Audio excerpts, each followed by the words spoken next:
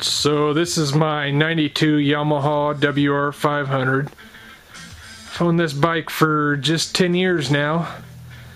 Bought it from the original owner. He bought it in 95 and he rode it a handful of times, and then in 96 he seized it up. He didn't have any of the mods done on it, and then he put it away for about 4.5 years. A friend of mine knew about it and happened to tell me about it one day, so I went over and I bought it for pretty damn cheap. And I was always familiar with the YZ490s growing up, but I had never seen one of these, and I've yet to see another one of these besides on YouTube. So anyways, I'm just getting the bike winterized basically. I've just got it all put back together. I've had it all apart, cleaned the carb on it, cleaned the air filter, changed the gearbox oil. Just gotta wash it, that's about all that's left, and put the rear tire back on. As you can see, it's off right now. About 6 weeks ago, the last day I was riding it, I got a little bit of a flat. I picked up a nail, but as you can see, tire's shot, so I should probably really consider replacing that before I even go through all the work of putting it back on. But the bike is on its first overbore. Motor was actually built and tuned by Eric Gore at Forward Motion in Wisconsin. I did not get the porting package. It does have the head mod. Didn't go with the porting package because I still am running the stock pipe on it. I just don't see any need for more power. The only thing I've really done is it had a 15-tooth sprocket on the front when I bought it. And I don't know if that's factory or not, but I put a 14 on it, and that's right where I want it to be. Still will do over 100 miles an hour, and it still gives me a lot more torque at lower speeds, a lot better control than the 15 did. Bike is basically untouched. It's even still running the factory shock. It's never been rebuilt. Doesn't leak.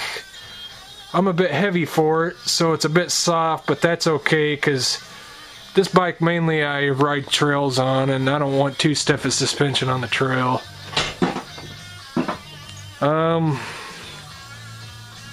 That's actually the original front tire on this thing. This bike has actually been ridden very little. As you can tell by the wear on the frame, that ain't too terrible for a bike of this year. Not much wear on the cover there. Someday I will put a Pro Circuit or a FMF fatty pipe on it and a shorty silencer, but just don't need it right now. Could use some new plastic. I've beat the fenders up a little bit.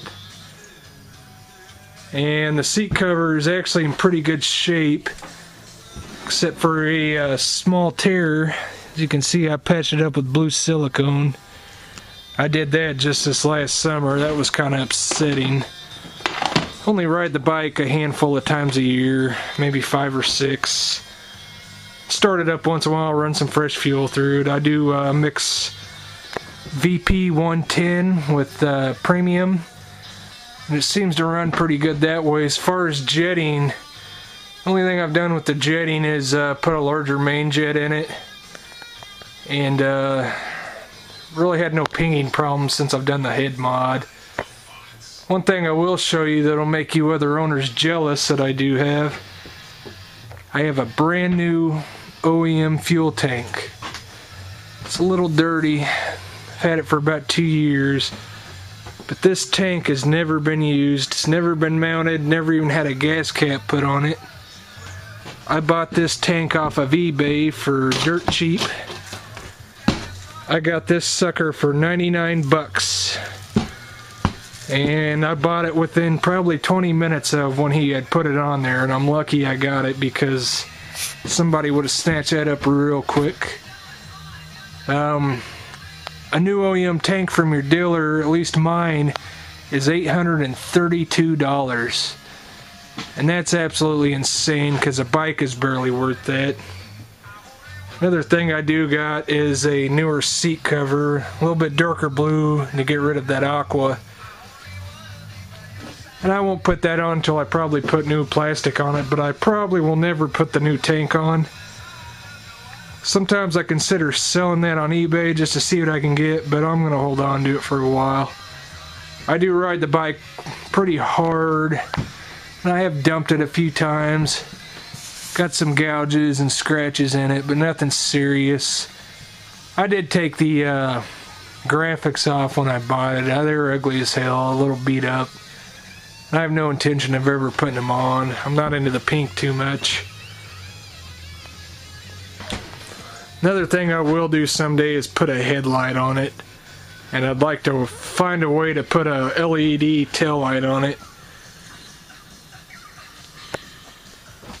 But there she is. I'm sorry I can't get any videos of it running. It's 30 degrees out and it's not looking to warm up any.